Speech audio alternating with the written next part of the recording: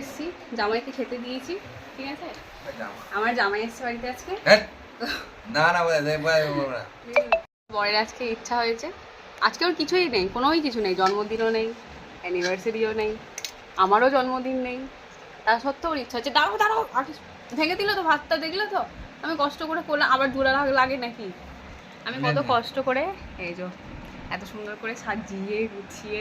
এটা কি বলো, বলতে পারবে? এটা হচ্ছে চিকেন ফ্রাই, পুঁই শাক ডাল, এটা হচ্ছে ফিশ বাটার ফ্রাই, এটা হচ্ছে কুমড়োর চচ্চড়ি সর্ষে বাটা দিয়ে, আর এটা হচ্ছে পটল। তো এইগুলো আমি এখনই দুপুরে অ্যারেঞ্জ করলাম, কিছু কিছু তরকারি করা ছিল কিন্তু কিছু আমি এখন করলাম। নাকি মেয়েরা ভালোবাসে না, দেখো মেয়েরা ভালোবাসার জন্য কি করতে পারে। দুপুর 3টে বাজছে, 3টে, আর এখন আমি এই করছি, রান্না বান্না করছি।